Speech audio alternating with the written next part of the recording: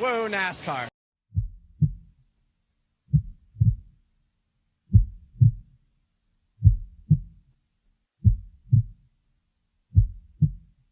Woo NASCAR.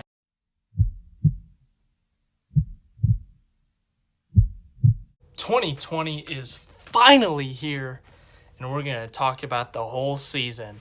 It hasn't even started, but we're going to talk about the whole freaking thing. All 36 races, break all laps down. No, I'm just kidding. But for real, though, we are going to talk about the 2020 season, some of the storylines going into the season, some of the new drivers and new rides, rookies, new schedule, new packages, and then we're going to give some playoff predictions, championship predictions, and all that other stuff.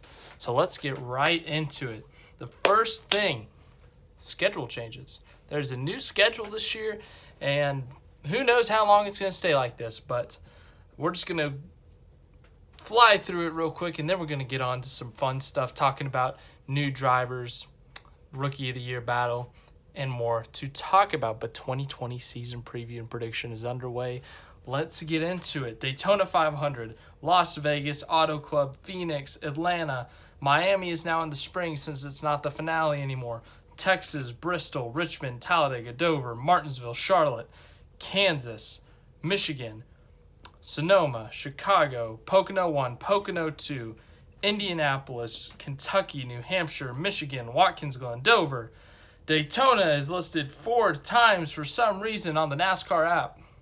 You can't make this stuff up. Like, look at it. I'm screenshotting it to show you guys. Like, August 29th apparently happens 4 times this year now. So, screw Leap Day.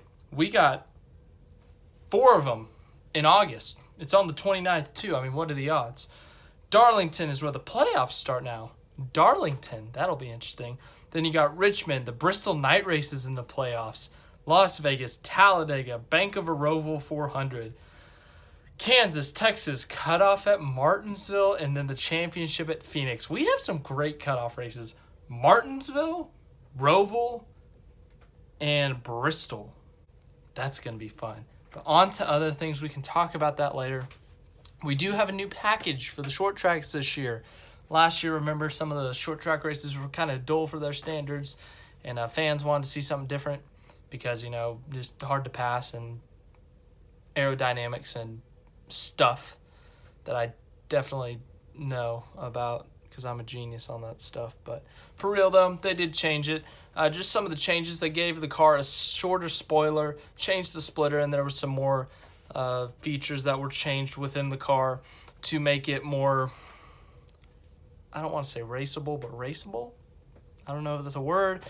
But last year, both the Martinsville races were dominated by one guy, and it was hard to pass. The road courses, it was hard to pass. It was just, everyone loves those types of tracks and races, and it just kind of killed it. So they thought, hey, we have to do something different. So for all the short tracks, they're going to change that. That includes Phoenix, and that includes Dover. Sorry, I don't know why I said Denver, but Dover. Those two are usually viewed as intermediate tracks, but they're going to throw the short track package at it. So that'll be interesting. Considering the championship races at Phoenix, we're going to see a different package for the championship race. But we will have seen that package the same package the week before at Martinsville. But some rookie battle. The rookie battle is going to be interesting. You got Christopher Bell in the 95. That 95 team now has a closer alliance to JGR than they've had in the past. Last year they had it with DiBenedetto. They did okay. They had some really good runs. You remember Bristol, DiBenedetto almost won that race.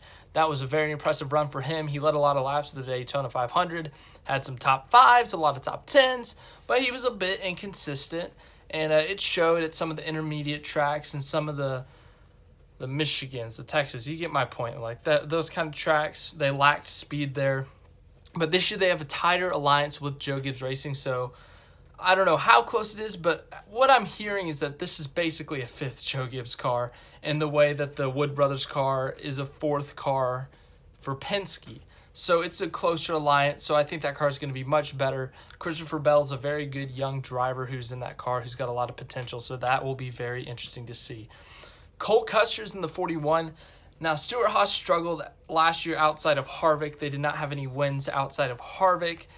And they're closest thing, I think they all got eliminated in the round of 16. Suarez completely missed the playoffs. Last year, outside of Harvick, was a terrible year for SHR. It was just rough with Boyer, Almirola, and Suarez. They moved Custer into that 41 to try to bring in something new to see what he can do. And that'll be interesting. I think he's got a very good shot at Rookie of the Year. I will give my prediction for that at the end. And then Tyler Reddick in the 8 car for RCR. RCR has been struggling these past few years. They have not had great cars. Bringing in Reddick to try to revamp, try to get that old RCR back. I think he's got the potential to do it. But yeah, that's the Rookie of the Year battle right there. That'll be interesting to see who wins it, and I got my prediction later on. New rides and new crew chiefs and new everything. So some new rides we got. We got Chris Buescher in the number 17 Roush Fenway Racing car. We got Matt DiBenedetto in the number 21 Wood Brothers car. We got Joey Gase in the Rick Ware Racing car. Quinn Huff in the 00 Starcom Racing car. Corey LaJoie is still in the 32 car, but that car does have a closer alliance with SHR. I don't know how close that alliance is. Once again, I don't know the specifics, but I know that's closer to SHR. Or they used to be with Fenway, maybe Roush Fenway Racing, but who knows. Let me know in the comments. That'd be great. Ricky Stenhouse Jr. is down the 47 car with JTG daughter. I can't talk sometimes. Racing. And then for some reason they switched numbers, so now Ryan Preece is in the 37. I don't know why they did that, but they can be themselves. Martin Truex Jr. has a new crew chief, James Small. And then also there was a full-out just crew chief swap in Team Penske, and that now Paul Wolf is with Joey Logano, championship driver, championship crew chief, and then you got Ryan Blaney now with the championship crew chief and Todd Gordon, and then Jeremy Bullins and Brad Keselowski. That will be an interesting duo. They have had a lot of success in the Xfinity Series together, so that will be interesting to see how that works out. Yeah, but just looking at some of those changes, obviously those are all very significant, all very storyline. Who will be the best one? Who will be the best new driver with their new team? How will these new crew chiefs work? I think that will be interesting to see how they all do together. Yeah, but that's not much more on that. We're going to try to get into some more stuff. Jimmy Johnson.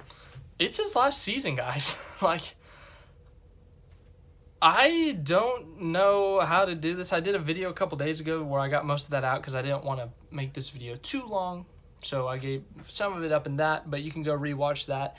I think Jimmy Johnson has another win in him. Spoiler alert, I don't think he has another championship in him, but I do think he has a win in him. I think he will. He's got a really good shot at the Texas races. He's ran well there despite his struggles last year. Obviously, the plate track, well, they're not plates anymore, but, the big super speedways, Talladega, Daytona, he's got a shot there. Short tracks, Hendrick's done well at the short tracks more recently, so I think he's got a good shot there at Bristol or Martinsville, and obviously anywhere. He's Jimmy Johnson, so there you go, but those are some of the examples.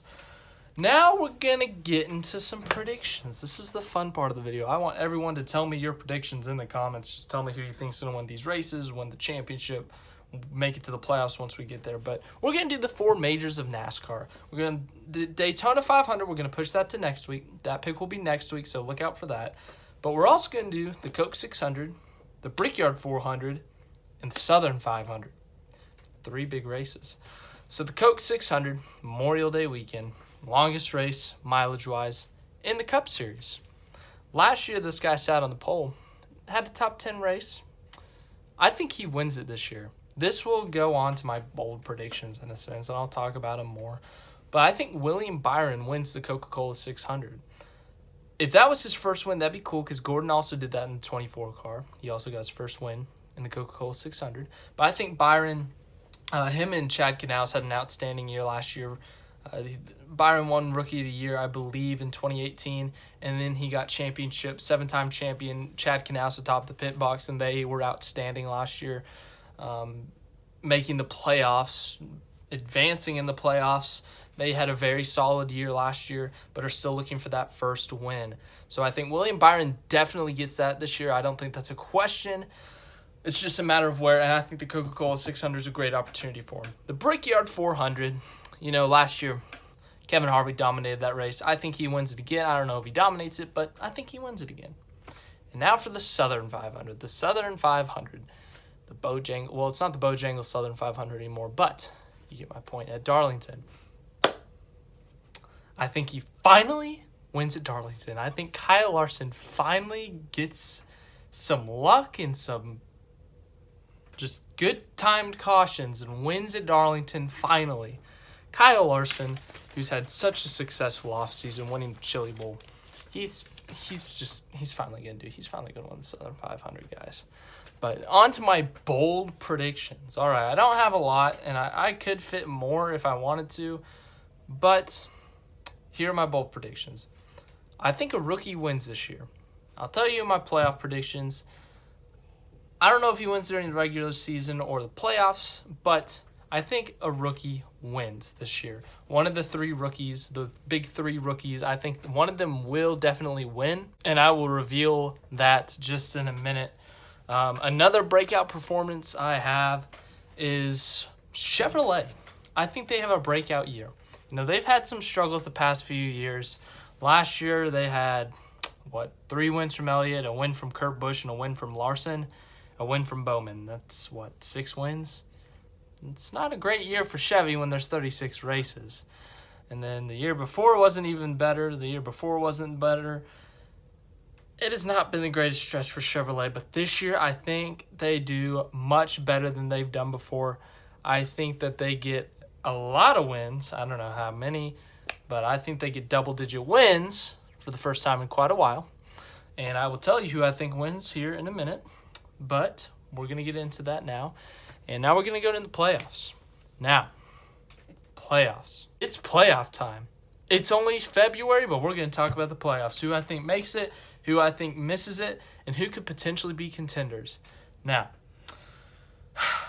I had to make some difficult decisions making these playoffs. All right, I tried my best. I thought hard and long about this, and there were some easy picks. There were some, they're going to make it, but, if something went wrong, I could see them not making it. And then there were the tough ones, which were the last ones in.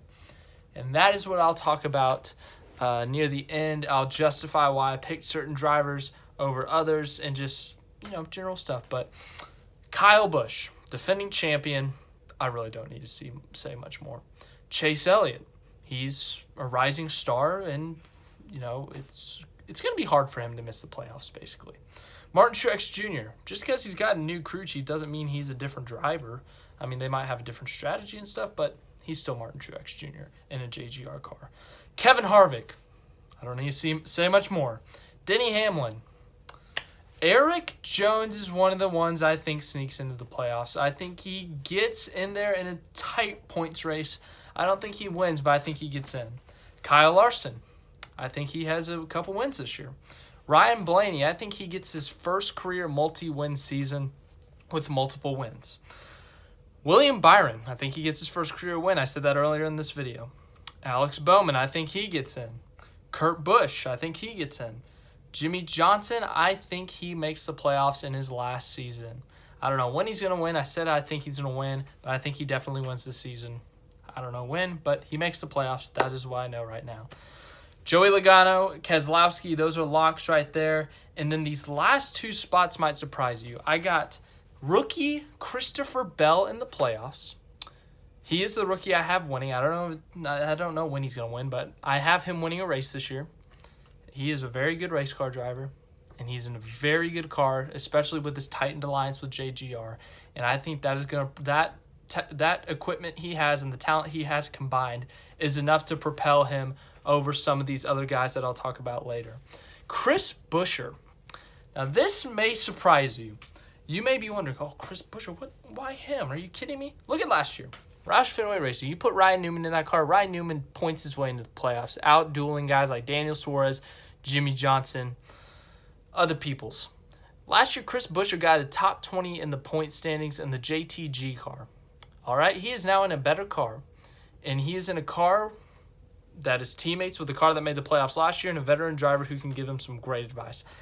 I think Newman misses the playoffs, but I think Roush Fenway Racing, has their first consecutive playoff appearance in what seems like a while. I think they finally get it together. I think they get into the playoffs, and I think they have not a championship contender, but a contender to advance in Chris Buescher. If they can develop him, improve their technology and equipment, I think that he is a potential championship threat in the future if they don't lose him and they can improve their cars, because he's a very talented driver. He has shown that over the years, and I think this is his big opportunity to prove himself, and I think that he's going to get it done and he's going to make the playoffs. Now, who does that leave out? Unfortunately, it hurts my heart to say it. I really wish him the best. I love him to death. Matt DiBenedetto, I don't think he makes it. Why, you may ask? That was him and Buescher were the last two I had to choose from. And I had to throw my bias out the window. I had to say, nope, I can't. I have to think completely, 100%. I have to choose Buescher. Why Buescher? Buescher has been more consistent. That's why. You saw Buescher much more consistent throughout his career. DiBenedetto, he had his moments last year where he would go really good races like Bristol, and then he'd have just meh races where he was running in the 20s or something. I think Buescher right now is better. I think DiBenedetto has a ton of potential. He's in a really good car with a really good opportunity, and I want him to prove me wrong, honestly. I want him to go out there and win a race. I want him to go out there and win multiple races and contend for wins all season long. But I think that Buescher has shown that he is more consistent in a worse car. And I think that's why Buescher has the advantage there. He also has more years, or more, I don't know how to explain it, but that's my explanation. Another driver I don't see making it are the other two rookies, Custer and Reddick. Reddick is in an RCR car. RCR has just been so poopy recently. He's going to do good, I think, compared to what that car's done in the past, but it's not going to be enough unless he wins, which I don't think he does. And then Custer, he is in a good car. But like I said, SHR last year outside of Harvick, it was a mess, and I don't see them making some sudden jump to what they did a couple years ago. That also leaves out the other two SHR drivers, Bowyer and Almirola, and I think that might be the end of Clint Bowyer. He's super happy that the Chiefs won the Super Bowl, but I think this is it, guys, for Clint Bowyer in the 14. And Eric Almirola, I just don't see him being consistent enough. And then maybe a contender for the playoffs, Corey LaJoie, if that is a tight relationship between them and SHR, but I don't see him making it either. Now, on to my Championship 4 prediction, all right? I'm going to tell you who I got my Championship 4, and then I'm going to pick. I got some hats here to pick from. Now, my Championship 4 is going to be Kyle Busch, Kevin Harvick, Chase Elliott, and Joey Logano. Kyle Busch, because he's freaking Kyle Busch, and he'll have 5,000 playoff points, and he'll be able to make it to Championship 4. Kevin Harvick, he'll have playoff points too. Elliott and Logano, I think they're going to have to scrap their way a little bit more than the other two, but I think they both have the potential to get there. Elliott's the only one who hasn't been there, so I'm going to have to defend him. Elliott, I think he finally breaks through. He's made the round of 8 in 2017, 2018, and 2019. All 3 of those years he's made it to the round of 8, but he's never been able to crack through to the Championship 4. I think this year is that year. If you look at the round of 8 races, you got Kansas, Texas, and Martinsville. Kansas, he's had great runs in the fall the last 2 years. A runner-up finished last year, a run 2 years ago in 2018. And then if you look at Texas, ever since he got into his career, he did great, had top 5 runs, but then they did the repave, and he's fallen off a bit. He's about a top 10 car at best and more like a 15th place car. They just can't figure that place out. But then you look at Martinsville. Martinsville, especially the fall race, he's had some tremendous runs there. If you look at 2017, he was leading late with 3 laps to go before being dumped by Hamlin. 2019, he had a top 5 speed. He had top 5 speed before he had a mechanical failure in that just terrible round of 8 last year. And I think he can win Kansas or Martinsville, and if he doesn't, he can do good enough at Texas to maybe contend for the point spot there. As for Logano, I think Logano can show up and win anywhere, any weekend. So I think he's got the potential to do it, especially with a new crew chief in Paul Wolfe. They both have championships with separate drivers, separate crew chief, but they both have been there before. And then obviously Harvick and Busch, I don't think I have to explain that one much. Now for my championship pick, You know, you look at these 4 drivers, you see 3 champions and 1 not champion. And this was a tough decision because, honestly, all 4 of these drivers are good at this track, Phoenix. Busch has won there a lot recently. Harvick has I think he has the most all-time wins there. Logano's had some great runs there, and he has a win there. Chase Elliott's had some great runs there, contended for wins. Well, here's the thing. I think this is going to be one of those weird years when it comes to the championship. Last year, I picked Keselowski as my championship pick in my first ever full season prediction.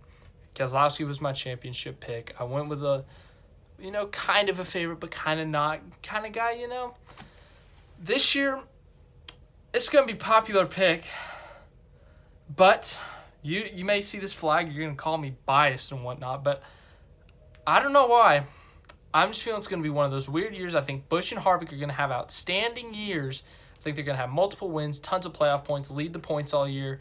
But it's going to be one of those weird years like 2018 when Logano kind of snuck up on everyone with his consistency in the playoffs. He snuck up on those big 3, if you will, and won the championship. And I think that this guy finally, not only does he make the Final 4 for the first time, he wins his first championship. You may think I'm crazy. You may think I'm biased, but here's the thing. You look at Phoenix. Phoenix is one of those tracks that's had some weird crap happen. You saw 2012 Gordon Boyer. You saw that happen. You saw 2017 Elliott Hamlin. There's been some weird stuff that's happened at Phoenix. Imagine that with the championship race. Harvick and Busch battling for the lead. They make contact, wreck each other. I don't know. Logano dive bombs Kyle Busch, takes them both out. I don't know, but I think that Harvick and Busch will definitely be the best cars, but there's going to be some weird late caution. Something weird's going to happen. And because of this format, it doesn't matter what you do in the regular season. If you make it to the championship 4, all bets are off. You can screw with your strategy and potentially win. And I think that might happen in favor of Chase Elliott. I think Chase Elliott takes home the 2020 championship, The last time at the beginning of the decade a Chevrolet did not win the championship was 2000. That's 20 years ago, even though it's only happened twice in the last 20 years.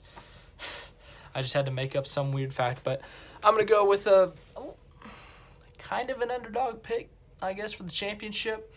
But yeah, I think Chevy finally gets that outstanding year. And I think as Jimmy Johnson closes out his career, he gets to see Hendrick Motorsports win a championship. Hendrick Motorsports bring home the title. And I think that'll do it. Jimmy will get to leave the sport smiling, knowing that he left an impact and that he left Hendrick Motorsports in the right hands. And I think that would be very appropriate for Chase Elliott to win the championship, especially with the close relationship they have. Seriously, you're going to call me biased, you're going to call me crazy or whatnot. But I think this is going to be one of those weird years when it comes to the championship. I think you're going to have some dominant cars in that race. You're going to have some great drivers. But something screwy is going to happen. And Elliott, who may have not been the best car all year, he may have not had the best year, he's going to show up in that moment and he's going to punch it in the face. So Chase Elliott's my championship pick. That's it right there. But a season prediction, I don't know how long this is. I had to make a few cuts in the middle because I said something stupid. But I hope you enjoyed it. I really do. I want you to put your predictions in the comment. Tell me how you feel. Yell at me for being stupid for not putting your driver in the playoffs or putting your driver in the playoffs. And yell at me stupid for my championship prediction. The odds of these predictions all being wrong is like 80%. And, yeah, I'm excited. I'm really excited. The Clash is tomorrow. Daytona 500 is a week away. Let's go. 500 prediction next week. I'm excited for that. I don't know what else to say, but thank you for watching. Like this video if you liked it. Subscribe to the channel. Turn on the notifications, which is what people say apparently. But like, subscribe, share, notify, and subscribe.